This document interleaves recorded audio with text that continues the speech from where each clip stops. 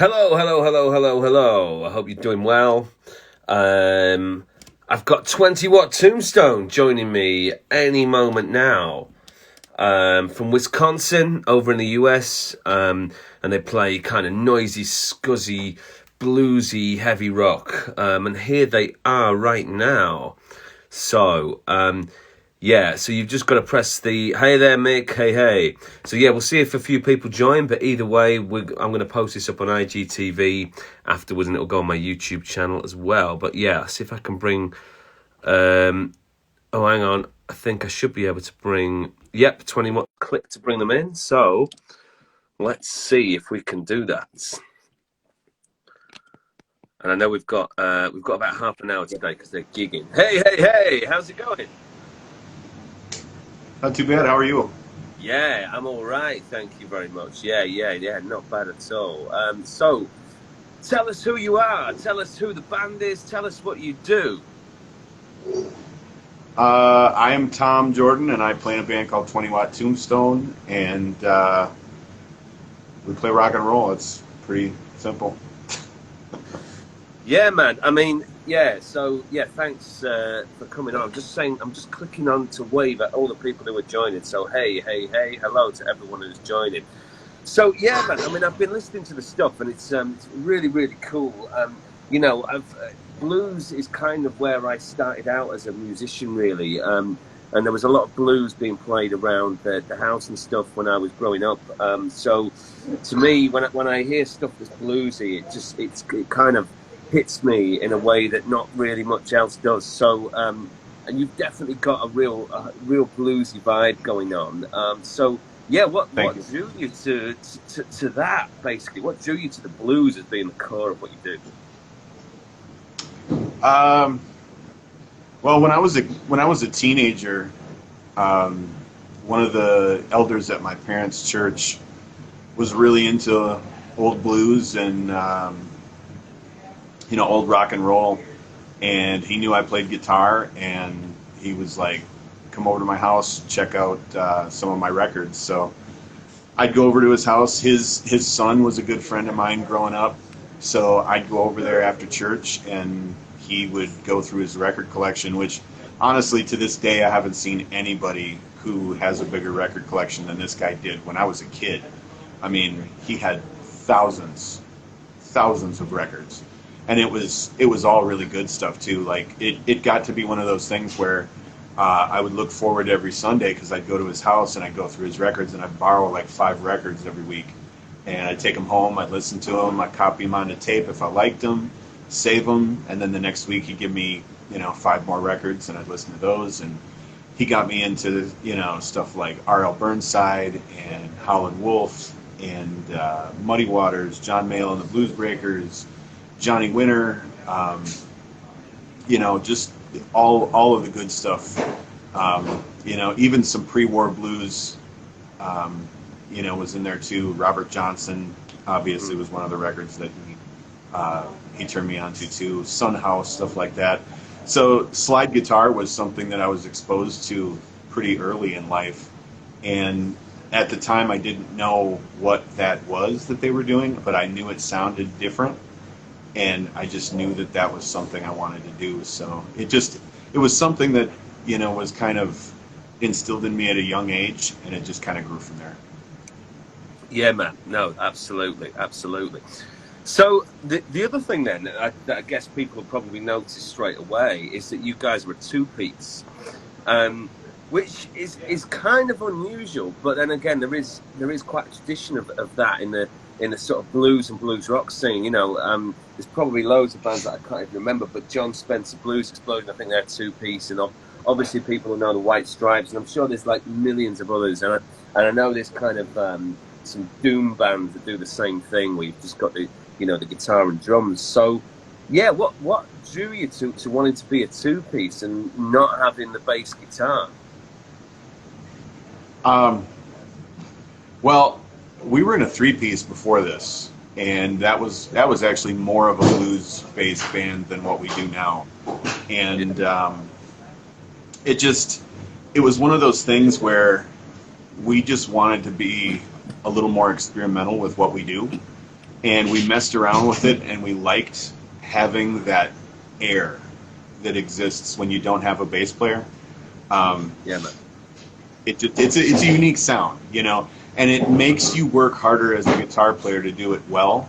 And I'm Yeah. not saying I'm a pro at it or anything, but like it definitely has changed how I play guitar because I'm more focused on filling the holes than I was when I played with bass players. Um, so it's really changed how we both play. Like it's really evolved since the beginning. Um, but mostly we've had offers from people to play bass with us, and really one of the biggest issues has always been that we tour a lot, and Sure. it's just really hard to tour a lot when you have more guys in your band. You know, the bigger the band is, the more schedules you got to coordinate. So that was a really big thing for us. Is, you know, if we were to ever do that, um, you know, it would have had to been somebody that could spend 150 to 200 dates on the road, which, you know, it's just that's hard to find. You know, so.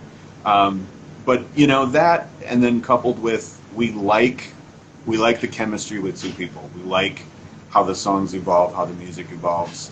Um, like I said, having that air around the notes to work with is kind of nice because it forces you to play better with each other. You know, because like if you have a bass player and a drummer, they can play with each other. You can have these moments where each guy kind of like melds with another guy a little more than the other guys in the band. And for us, it just has made us focus on being in tune with each other all the time, and we just kind of like how that's evolved for us.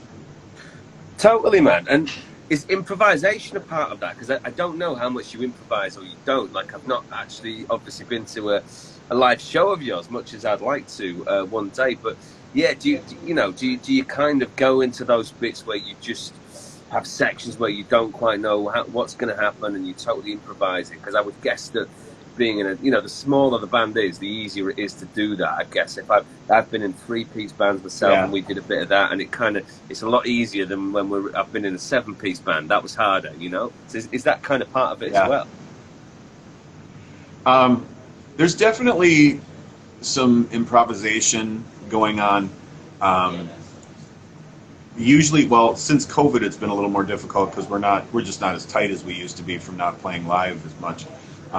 But usually, the goal is to be super tight, well rehearsed, have the changes of the songs down, stops and starts, all that stuff, so we sound tight, but then be able to add some little things here and there. Every once in a while, we'll just in the middle of one of our songs, we might do 30 seconds of a Black Sabbath riff, Yeah, man. or uh, we might randomly whip out "Darling Nikki" by Prince or something weird like that. Having having that kind of spontaneity, I guess, but still being tight and rehearsed is kind of where we're aiming, I think. So Totally, man. No, no, it makes a lot of sense, and yeah, I think you can. Yeah, that spontaneity. Even though I've listened to your records and stuff, and obviously I don't know how much of that was like improvised or planned or whatever, but still that spontaneity is kind of there, and I think you get that with the 2-piece. So, and it works with blues and bluesy music, man. So yeah. So what about? Because I noticed on some of the tracks, like I think on the EP with the ZZ Top cover and stuff, I think there is bass on that. Like you did some overdubs and stuff. Is that? there's Am no I bass right? on it. It's Is all there no? guitar. Wow. Okay. So right, Yeah. it's just mixed so it sounds like there's bass on it. Okay, that's even cooler Well, then. what we do is live or in the studio or whatever. Um, I'm always running at least 2 amps. I have a 200 Mm. watt Thunderverb and a 100 watt Rocker Verb, and the 200 is set for super low lows, um, and then the Rocker Verb is set for like my mids and my highs. So there's a lot of times where we'll play live and we'll have more bass than a band with a bass player. Yeah, man. So it's the rig is really where that tone comes from, and then sometimes outdoor shows and bigger shows where we really, really want to lay it on thick, um, I'll run an 8x10 with a SVT Classic on top with it and run 3 amps. and have a bass amp going with it. And on that ZZ Top cover, what we actually did is I was using an SVT Classic and an 8x10 along with my two oranges, and that's where you hear that low tone. And when it cuts out and it does that little fill that Dusty Hill does at the end, that do do do do do do do. Yeah. What that is that's an ABY. That's me just clicking the other two amps off and just playing that through the bass amp. Man. So it sounds clever, like man. It fooled me. It fooled me. I thought, oh, they must have done some overdubs on this. You're not the first person to ask. I've had a couple other people go, "Hey, man, I thought you said no bass. Like, what's up with the bass?" And it's like, no, it's guitar. So we pride ourselves on that. We want to stay true to our duo sound, but be able to have it sound nice and full. Totally, man. Well, on that note, there's a couple of comments here. So Mick Davison from just up north. I think it's Gateshead, isn't it, Mick? I hope I didn't get that wrong, but anyway, it's around there. Tell me if I got that wrong. But anyway, it says massive sound for a two-piece. And then Near Death Norwich Scene says, hell yeah, 20 watt forever.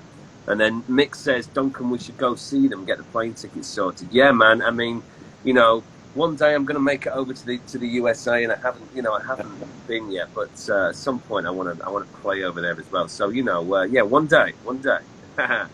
So, yeah, man. So you guys have built quite a big following, and like, do you think is that largely about the touring? Because you said how much you play, like 150 to 200 shows a year, which is obviously massive. That's like kind of full time. So. Yeah, would you say that's how you've done that, or has there been other kind of PR things going on and more of the working on the kind of the promotional side and the management side, or has it just been organic, just play a lot and just get out to people? I mean, it's kind of a little bit of both. We got the attention of a lot of people mainly because of how hard we were working, how often we were working, that sort of thing. When you tell someone that you did 200 shows that year, it automatically makes them kind of go, huh? So if they weren't paying attention to you before that, then they're like, man, this band is playing a lot. I should really go check them out. And that's kind of been our philosophy, is just just putting the name in everybody's faces as much as possible, so that people eventually just are like, man, I hear that band's name all the time. Who the hell are these guys? We just worked really hard at being everywhere we possibly could, and with social media too, we went pretty hard at that for a few years, and that helped too. But I mean, it really, a big part of it is going out to shows and meeting people, talking to them, shaking hands, getting to know the people. One thing that I really think that we have going for us is we have a really cool fan base of people that I almost consider like road family. We'll roll up in town and like we know these people's names, they know our names. They buy merch at shows, they buy merch online. We've spent some time to really get to know the people that come out.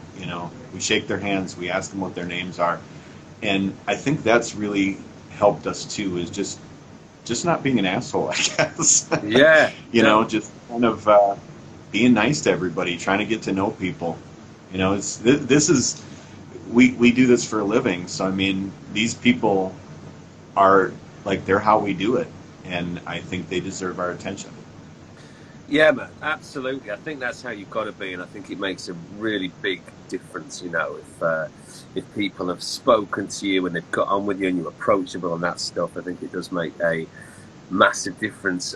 So Homie442 says, any plans to, I never pronounce this place right, but any plans to come play is it Duluth? How do you say it? I don't know. Duluth, Superior area. Is that Minnesota, or did I get that totally wrong? But anyway, any plans to come there in the near future? We'll see. We aren't really sure where we're going to go, when we're going to do it yet. We're still kind of feeling things out. The goal was start taking outdoor shows over summer, see how that goes. get out there, kind of get back into the swing of things. And we had talked about going out for a tour in November, but it's looking like there won't be any big tours happening this year just because it's a lot of venues are still feeling sketchy. Some venues are like, hey, let's go. Some are like, we want to hold off. And we like to plan everything out about 6 months. So Yeah. just because of the inconsistency across the board in the U.S. with venues from state to state, I think we're probably going to hold off till 2022. Yeah. Where and when we do that, though, is still kind of up in the air. It's just we're kind of taking it as we go, seeing how things are going. I've been staying in close contact with venues, talking to them, on a weekly basis, asking them how they're doing, how their areas are doing, that sort of thing, trying to keep tabs on it so we can make a good decision that makes everybody happy in the end. Yeah, no, it makes sense. I know over here things are still quite closed down. There are shows happening, but with social distancing, but not very many really. So I'm kind of just holding out. I'm just waiting to see, because who knows? I just feel like I just don't know what's going to happen until we're there. We don't know. So Yep. once everything is opened up, we stay like that for a while. Then I'm going to say, right, okay, great. We can kind of be confident. I can start going out to shows. I can start playing my own shows. But let's see. Hopefully that won't be long. I'm hoping that's going to be like a few months, maybe 2-3 months. But let's just see. Exactly. So Homie 442 says, would love to see you guys tour with Clutch or Red Fang. Yeah, I mean, cool bands. And then Mick says, the guys found me on Twitter and sent me the link to the music and I was hooked instantly. So, yeah, man, there you go. So I was going to ask about actually selling music and selling your records. Do you find that mostly happens when you are on tour and you sell a lot of physical copies when you're at shows and stuff? And has that been affected because you've not been able to get out and play as much, or do you manage to shift quite a lot on Bandcamp and all those different platforms? We don't really use Bandcamp much. Bandcamp, Right. for a lot of people, is great. For us, it's never been as good as it is for other bands. I'm not discounting it. I think it's a great platform. It's just, for whatever reason, for us and our fan base, it doesn't work so good. But we have our own web store on our website that we use. And over COVID, that really kept us afloat. Great. It was weird though, because we had up and down months. Some months we would sell a ton, and the next month it'd be nothing. It was more sporadic than usual, but we did sell merch, and actually had our biggest year for our online store in 2020, and Wow. so I mean it helped pay the bills for sure. I think it forced us to think on our feet a little more. Like, we couldn't just rely on what was in the store. We had to do new pre-orders. What I try to do is, when we need to make some money, like if the van needs a repair or if we're going on tour, I'll offer like a pre-order of let's say we did a 2-color design on tees 4 or 5 years ago. I'll bring that design back and do it on like a baseball tee or a hoodie or a work shirt or something like that. Do pre-orders, 25 spots available. Because if the amount available is scarce, it kind of forces people to be like, oh my God, I got to buy this. So I've tried to limit those to like 25 shirts. And those work really well. So over COVID, I did a lot of that kind of stuff where I'd bring back an old design and do baseball tees of it, or hoodies, or whatever, alternate color or something like that. And, then we could sell those same designs over again with a different product, to the people we already had, rather than, since we're missing shows where we make new fans, we just kind of focused on the fans we had. So basically, doing new merch and doing creative stuff with merch was a lifesaver, because probably your fans, they've already got the records. They're not going to buy the same record again. But you put something new out, and those same people are going to want that. So, yeah, no, that's good. It's something that I definitely need to do a little bit more in the way of merch. I think I've got like a T-shirt, but that's kind of about it. So, yeah, I need to get on that. So yeah, so Bossy Imper 139 says they love your music. Mick says he still wants a skateboard deck. There's a few new people joining, so hey. Yeah, Mick says I'm a sucker for limited stuff. Yellow and black basketball tee. Um, yeah, man. So I was going to ask about international touring. So have you done much of that? And is that something you'd want to do more of in future once things are kind of opened up for international travel? Um, in 2019, we went over to Europe and we did um, Netherlands, Sweden, Germany, Belgium, and somewhere else. But we did 5 countries, and Cool. that was our first time over there. And we had had offers prior to that, but they weren't lucrative enough for us to entertain it. Yeah, And for us, since we do it for a living, our thing is, if we're giving up dates that we can book for guarantees, we have to make at least what we would make on those and be able yeah, to pay our bills.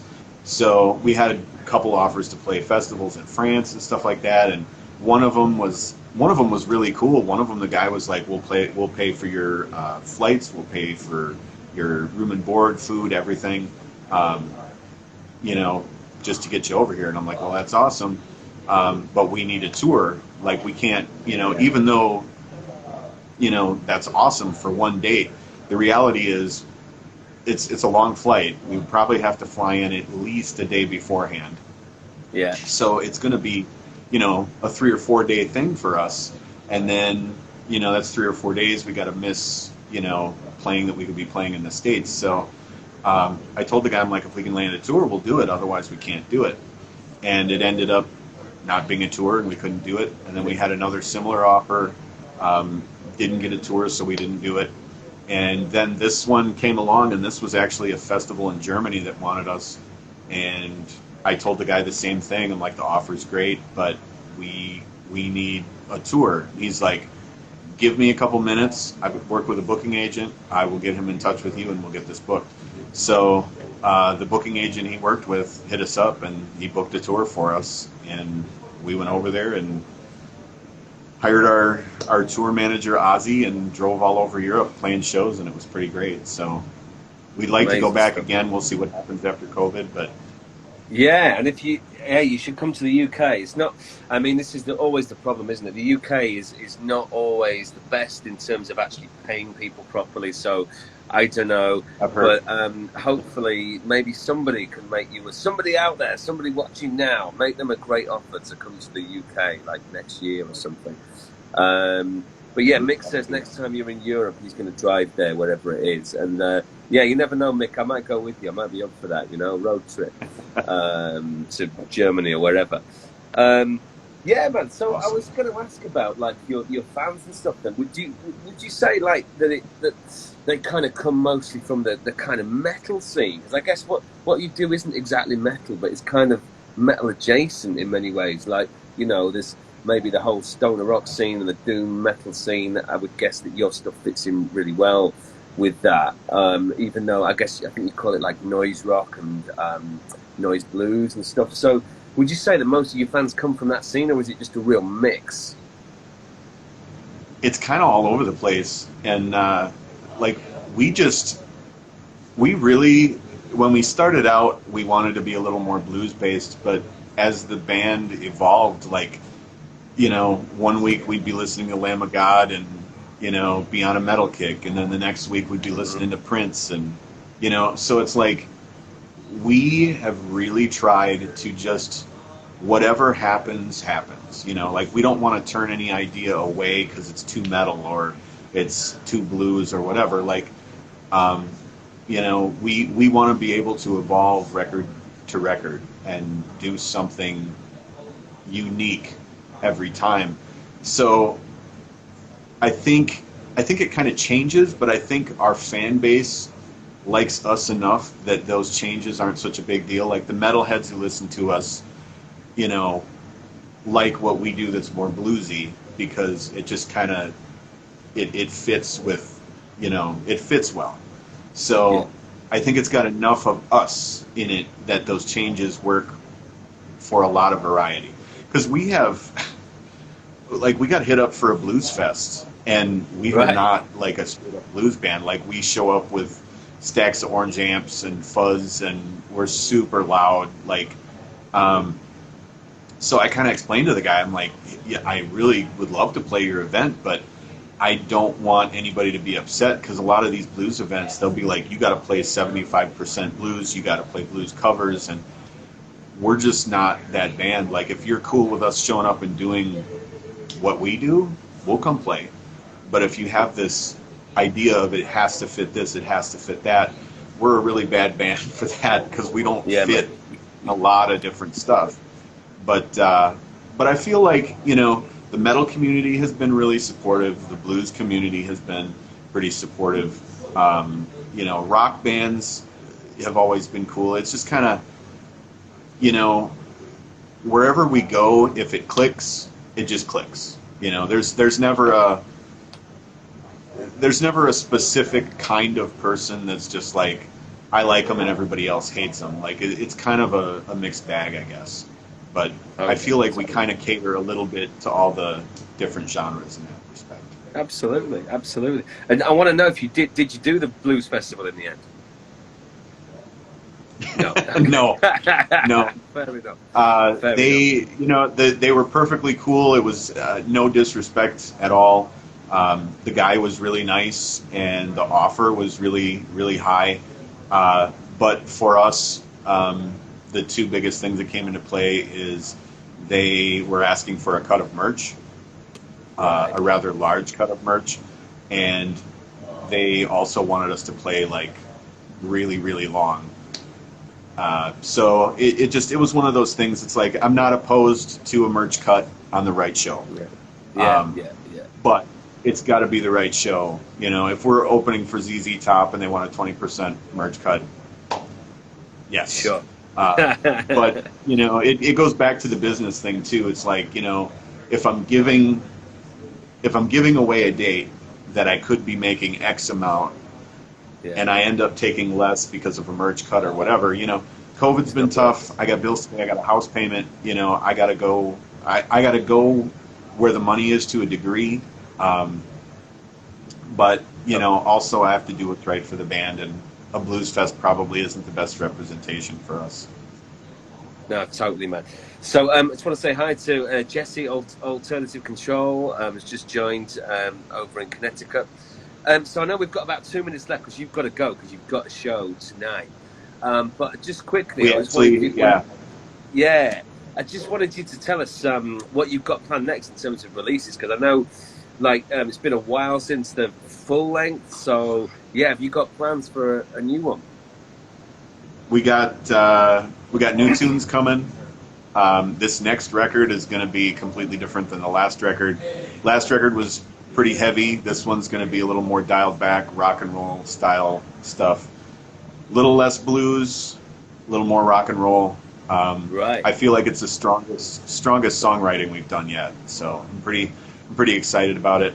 I actually worked on a couple of tunes with Brother Deech from Louisiana. He's a Grammy-nominated songwriter, and nice. He and I wrote 2 songs for this record, and I feel like they're really strong.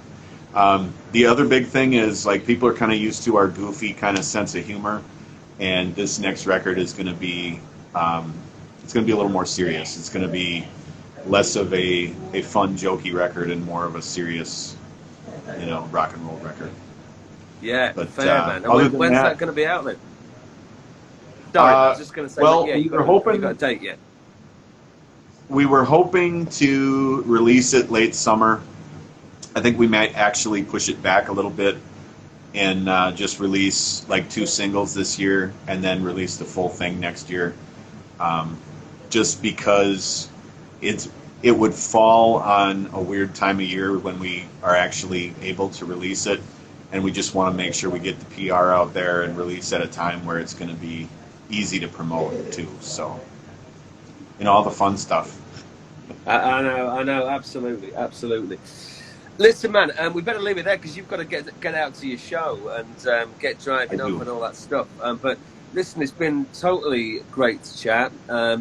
And you know, it's inspiring to talk to you and just hear about all the stuff you do. You know, actually making a living doing this and just playing all the time, and you know, just hearing about that. And I guess keeping the flame going for, you know, real music, you know, proper music. So it's great, and you know, the relationship you got with the fans and all that sort of stuff. Really cool to hear about it all. So if anybody doesn't, or I'm sure most people who have joined are probably your fans anyway, but if anyone doesn't already follow 20 Watt Tombstone, do it. Follow them. Check out their music. It's really, really cool.